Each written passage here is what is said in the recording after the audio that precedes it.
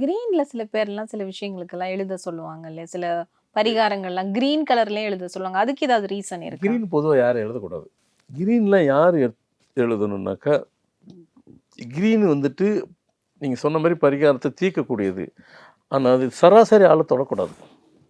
இப்ப ரேக்கின்னு ஒண்ணு இருக்கு. ரேக்கி, பிராணிகளுக்கெல்லாம் இருக்கு. இந்த ரேக்கி, பிராணிகளுக்கு எல்லாரும் கத்துக்கக்கூடாதுன்னு இல்ல. எல்லாரும் கத்துக்கலாம். ஆனா, அதில வந்துட்டு ரொம்ப கேர்ஃபுல்லா ஹேண்டில் பண்ணணும். ரேக்கில வந்துட்டு என்னது எல்லாத்தையும் தீர்க்க முடியும். நீங்க சரியா பண்ணீங்கன்னா, அவங்களே அட்டாக் பண்ணிரும். அதுமாரி கிரீன் பேனால எழுதுறதும் அதே தான். உங்களுக்கு வந்து கிரீன வந்து நீங்க தொடுறதா இருந்ததுனாக்கா, அதனால தான் நான் கிரீன் சொல்லல. கிரீன் தொடுறதா இருந்தாக்கா, அது பவர்ஃபுல்லானது.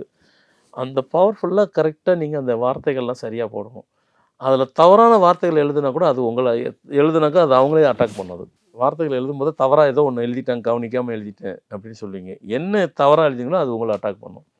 கிரீன்ல அந்த பவர் இருக்கு. ப்ளூல அது எதுவுமே கிடையாது. ப்ளூ வந்து ஒரு நியூட்ரல். ஒண்ணும் இல்ல. ப்ளூ வானமும் அதே தான், கடலும் அதுதான். அவங்க 2 பேருமே நமக்கு அதே தான். அது மாரி நியூட்ரல் அது. நம்மள ஒண்ணும் பண்ணாது. வானம் எதனா பண்ணுதா? கடல் எதனா பண்ணுதா? நாம அத பண்ணாம இருக்கிற வரைக்கும் அது ஒண்ணும் பண்ண போறதில்ல. நாம தான் ஏதாவது பண்றோம். ப்ளூ வந்து நியூட்ரல் ஒண்ணும் பண்ணாது. இவங்களுக்கெல்லாம் பவர் ஜாஸ்தி. அதனால பவர் ஜாஸ்தி எக்ஸ்ட்ரா பவர் இருக்கிறதெல்லாம் நம்ம அனாவசியமா தொடக்கூடாது.